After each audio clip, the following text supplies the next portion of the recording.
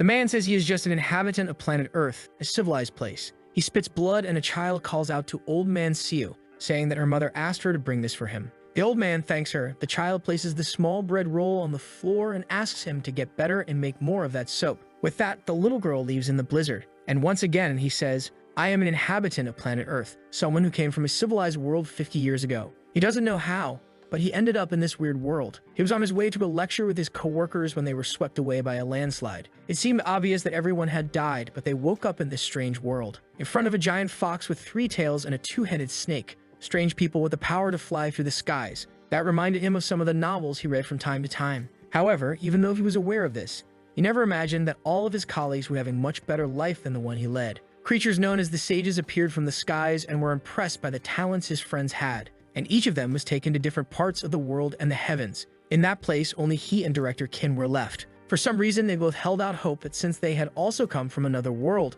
something special would eventually happen to them. However, as time began to pass, they realized, he and director Kim, that there was nothing special about them. All they could do was manual labor to survive. 6 months later, the director said he couldn't go on living that way. Putting together the little money they earned, he bought a basic martial arts book, the kind that's sold on any street. Strangely, however, in just 3 months, he mastered the book and became a martial arts master. He started to work for the nation and learned more and more advanced martial arts. Before long, he became a powerful warrior known throughout the world, while the protagonist was left behind. To this day, he still wonders, was there something special in store for him? He always believed so, but time passed and nothing happened. And now, after 50 years, he's just an old man who is going to die alone from a cold. He tried his best to survive. He learned the language of this place, how to write, how to earn money. He bought a small plot of land and built his own house. Using his knowledge from Earth, he made things like soap, for example, to sell and make money. This world was much less civilized, and he knew of some concepts that were new there. But the martial world here is competitive. His recipe was quickly stolen, and the guys with much more money invested in a much larger scale production,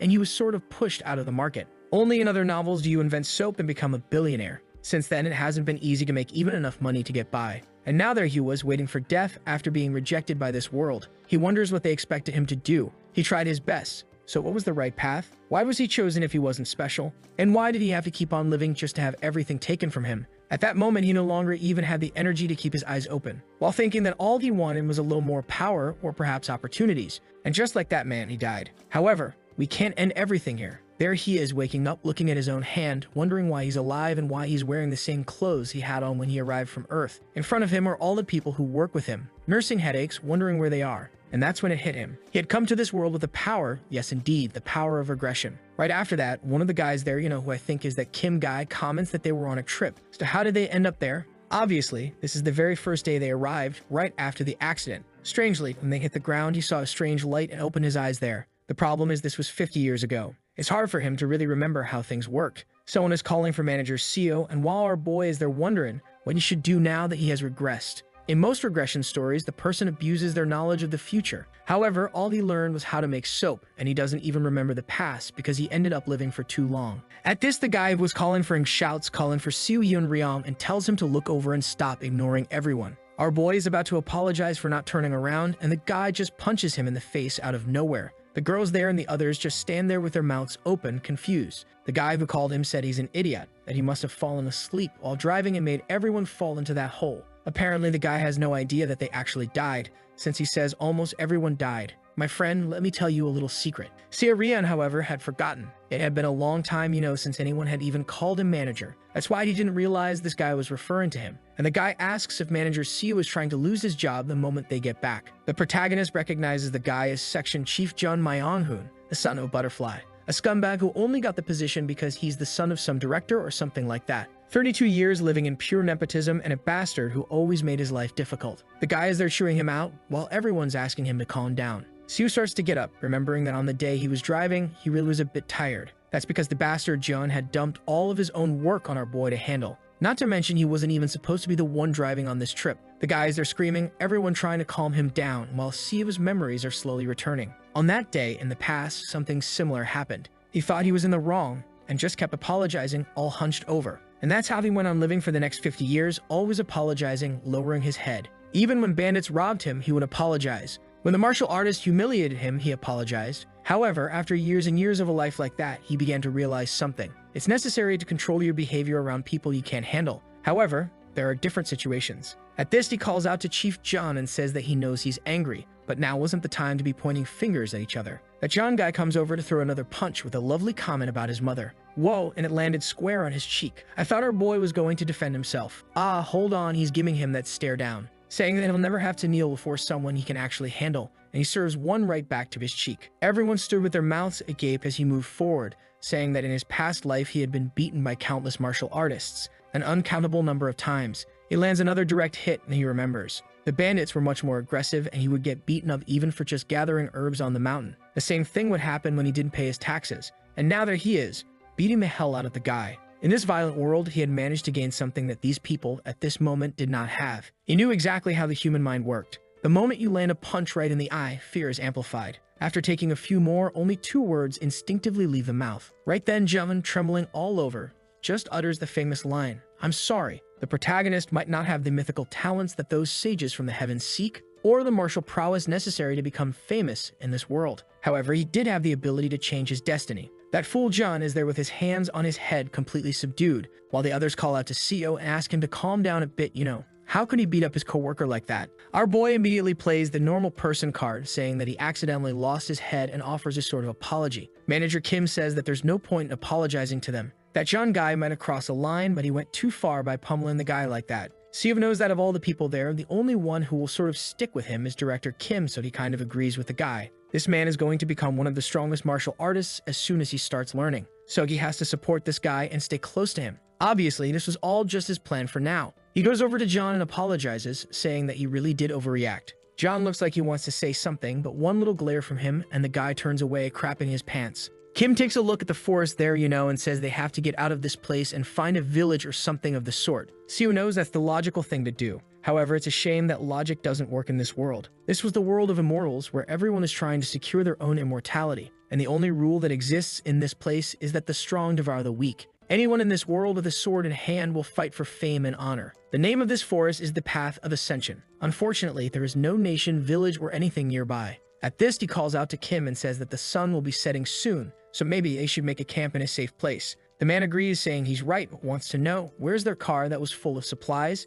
If they could find that, they could survive easily. Our boy already knows it's a shame, but that car will not be found under any circumstances. The problem is, they won't believe him if he just says that. He can try to convince these guys that it's impossible to find the car. He has another plan. He says that the best idea for now is to split up. One team looks for the car while the other team sets up camp. That way they secure both opportunities. Since it's a logical decision, everyone ends up agreeing and night falls. Obviously, they didn't find it and they built a campfire. The blue-eyed girl, whose name I still don't know, wants to know where the car is. They were in a landslide, so where did the thing end up? Kim and everyone else comments that nobody has a clue. She's asking the wrong person. Everyone there is lost. The group is eating some kind of chestnuts, which are pretty tasty, and Seo says he found more on the way, so they don't need to worry. At this, the manager praises him, saying that the situation is very difficult, but thanks to him, things aren't getting too complicated. Ever since the company, he knew he was a person they could count on. And now he remembers that he was probably very tired since John had dumped all of his work on the boy. The other girl with the yellow eyes says that the manager has indeed always been very diligent.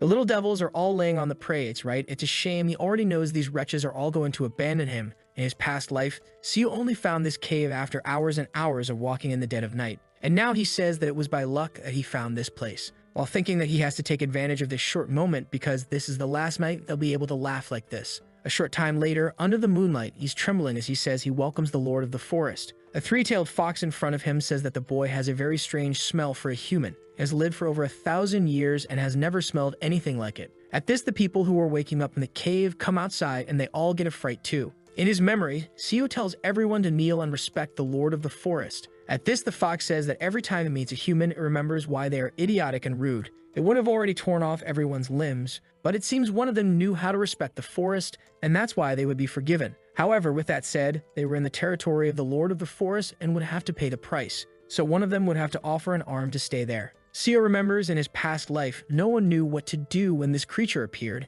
and they started screaming in desperation. The fox then took all of everyone's limbs. Damn man, they were left half dead. At least this time, the fox seemed to be appreciating the way he acted. The creature, however, licking its lips, wants to know who's going to give an arm. Seo had already seen everyone lose all their limbs in his past life, so this wasn't such a big deal. A single arm from one person was a small price. Besides, those guys would arrive suddenly and heal everyone. That's how they survived. Not to mention, knowing that something like this could happen, he had even prepared an herb that helps reduce the pain. And at this, with sheer guts, he says he'll offer his arm. Everyone is startled, and the fox doesn't hesitate for a second. It just goes and takes a big bite, man, and pulls the boy's arm off. Everyone there feels the pain, and he immediately goes to get the herb. While he eats, the fox then says it thought the taste would be different because of the smell, but he was really identical to any other human. In fact, it was even worse because he seemed to have very impure veins. Siu, completely wrecked, apologizes for the offering not being good enough. But at this, the fox turns and says it would let them stay for 7 days in its territory, and no one there would die, thanks to its divinity in this forest. It leaps away and is gone. The rest of the group come calling for Siu, asking if he's okay. He says he is and asks for help to get to the cave. Since he was the first one to encounter the fox, he says he talked with it before they arrived and learned a little about this world. He reveals that they are no longer on Earth, and at this, everyone is scared, saying they never imagined something like this had happened. But considering they saw a 3-tailed fox, so reality is sinking in for the guys. And our boy explains, showing his arm, that at least they're safe for a week because of what he did. The others want to know, what happens after that week, and he says they'll have to give up something else. Everyone is desperate, but he just says he's exhausted and needs to rest and hopes everyone understands. Night falls, and apparently Zhang said something because everyone is against him. The protagonist is listening to the guy asking who's going to give up an arm and a leg in a week. The guy in the Adidas tracksuit says that even so, they can't just give up on Siu like that. He was very useful and was the person who found the place, right? And he even gave up his arm. Zhang says they should make the most of his presence, and then discard him. He's already lost an arm anyway and won't last long. For now, Zhang is making his little plans, but our boy is over there without an arm and farming aura with his hand in his pocket. And from what he heard the guys talking about, it seems they want to imprison him to offer up one of his limbs every week. He picks up a big-ass rock, saying he wasn't too thrilled about that. However, with the violence he learned over the last 50 years, it would be easy to finish off Zhang, even without an arm. The guy is there with his back turned, talking while he questions whether to kill him or not. He takes a deep breath, drops the rock, and says not for now. Fear must be influencing everyone's judgment at this moment, and if he's too cruel, it will only complicate the future relationships he needs to build with Director Kim. At this, he hears someone telling Zhang to shut up or they'll break his legs. Sia realizes that even though Zhang is full of plans, there were still people on his side. Night falls and another day arrives. Unlike the fox that ate an arm, the two-headed snake that appeared only asked for a little blood. This same snake in the past life sucked their blood, even though the poor souls had no limbs left, no feet, no arms. This time, that Chief Guy offers his little arm for a suck, and the snake took a quick taste and left. That's because the human's blood this time was the worst it had ever tasted. It didn't want any more. Siu knows it didn't like it because that guy's blood is bathed in alcohol and nicotine, on top of the boy's cholesterol. At this, he tells Jian Mingyang to come with him to get some herbs. It's kind of disrespectful to have called the guy by his full name, but Siu just asks if he's hungry or not. The guy says yes, so he tells him to come on because he's going to show him which herbs are edible. He's already planning to give his arm to the fox next week too, so if he dies, he needs someone like him to know these things. Jian is all awkward there, right? This is exactly his plan, and he says it's good to know that and thanks him for sharing the information. However, Siu knows very well, man, the fox isn't coming back and this guy won't even have a chance to make use of this information. Next scene, he's chewing out the fool John, asking how many times he has to tell him not to pick the wrong herb. The guy's all like, I'm sorry. And our boy says it seems like he's trying to kill everyone. He keeps chewing the guy out, taking advantage of the passive aggression from his past life. John tries to explain that he needs a break. He's been digging for these herbs non-stop. However, Siu knows that this bastard did everything he could to punish him from the very first day he was at the company. And with that, he just tells him to get back to work, that they have to finish this before the sun sets. A while later, John manages to find a giant ginseng in his hand. He asks if this thing is really normal, and our boy says it seems so. Obviously, the guys have no idea that this is actually a yellow bamboo root. Maybe it's because they're in the Forest of Ascension that they are so full of energy. Normally, that thing grows to the size of a little finger. However, in a place like this, things are different. It's not very useful for those who depend on spiritual energy, but for those who rely on physical strength, it's perfect. Seeing that the harvest is going well, John gets excited and already wants to know how much more they'll find. A while later, looking at the horizon, Siu knew the time was coming. A bright explosion happened in the sky. John fell face first to the ground. Everyone is writhing with their hands on their heads. What's going on?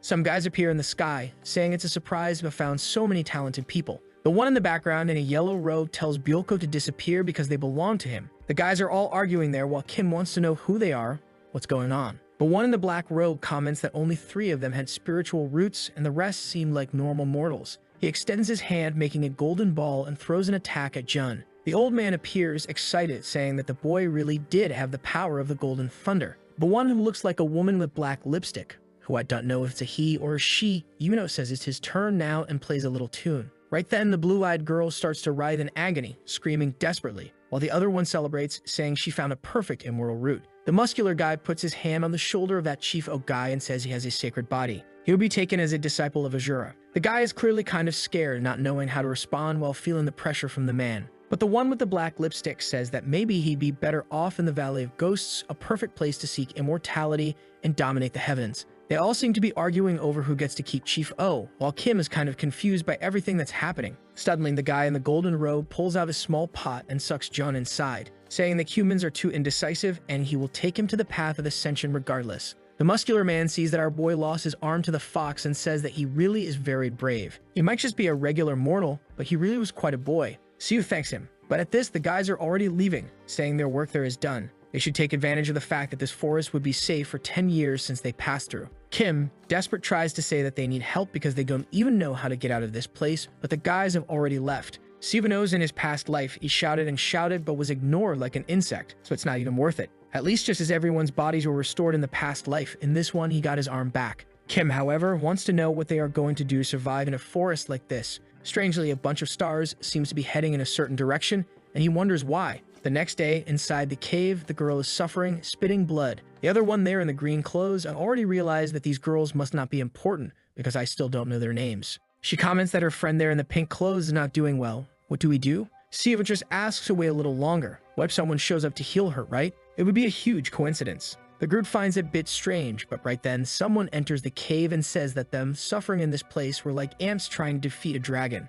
Kim asks who he is, and the man introduces himself as the Sea Dragon King Sihuil Nice Sing, first name is our Make Good Idea author. He comments something about controlling the storm and says he saw it was raining here, and that's why he came to this place. The girl lying on the ground somehow used some kind of magic to create this. He finds it strange because she looks like a normal woman, so how could she have so much power? Besides, she wasn't even consciously manipulating the weather, which was even stranger. Sio says that they are the ones who are confused. They arrived in this place not long ago, and powerful people like him keep showing up all the time, because it seems like they are taking his companions. The so-called Huil laughs and says that apparently some colleagues had already arrived there and seen potential in the group. It's almost ironic that now, conveniently, he has also appeared in front of this woman. He then asks if the mortal understands where he is. This was a place known as the Path of Ascension, the perfect passage point to the upper world, and in a few months, the Gate of Ascension would open there. It's something that happens once every 1,000 years. And because of that, countless creatures and people gather in this place to try to pass through this door. And that's why so many strange people are showing up in this place. Sio says he understands, while Kim wants to know why the rest of his colleagues were taken into these sect-like things. Will says that it's really difficult for a mortal like him to understand. For people in this world, it was common to possess magic to increase or decrease the size of things. And probably the guys who took his friends have their entire sect and group inside one of these objects. Their plan is to cross the gate carrying everyone. He himself inside this object as the Sea Dragon's castle stored away. There, more than 8,800 dragons were sleeping. Now, I don't know if he means dragons as in the creatures or dragon members, right? Because he says there that the girl is very peculiar. If she joined the group, she would have the chance to become something extraordinary. Kim asks him to wait, saying he can't just take the girl like that. But suddenly, he just falls to his knees and his eyes are almost popping out of his head. Will just says he will give his blood to her and accept her as part of the group. This was the best solution for everyone there. Furthermore, he will advise them to never get in the way of the intentions of the people in this world. Damn, the boy's head is about to explode and our poor protagonist got caught in the crossfire. Will leaves, saying he is being merciful. Most people would have killed him. With a big thunderclap, he flew off on the dragon, stylish as hell. The next day, everyone was kidnapped. Oh no, only this one is left. We still don't know her name, man. She's laughing like a maniac, saying what a mess. This world with its dragon business, colleagues being taken away, people flying, what the hell is this? This would probably be my exact same reaction as Siu gently pats her, telling her to calm down. She, however, just begs for our boy not to be taken away too. She wouldn't be able to survive in this forest alone. However, he just thinks it's a shame, but their time is up. Suddenly, she begins to writhe in agony, puts her hands on her head, and says something is coming. Kim runs to help, but she says it's too late, and whatever it is has arrived. Out of nowhere, an old man on a mechanical Oni lion appears. Good heavens, man, that one came straight out of ChatGPT. Make thee, and the old guy wants to know how there are mortals on this path. However, he comes to his own conclusion, saying that the place is unstable because of the opening of the gate. That must be how they ended up here. Now he wants to know from the mortals who emitted that vast consciousness. He felt a strong presence, as if it were one of the sages from the upper realms descending to earth. And for some reason, he believes it's the girl. The old guy asks the other man to stay there. wanting to know who he is and warns him that she is their colleague. However, the old man just gives him one look and once again Director Kim is attacked. Oh, the poor guy, man. Every person who shows up beats him up, my boy.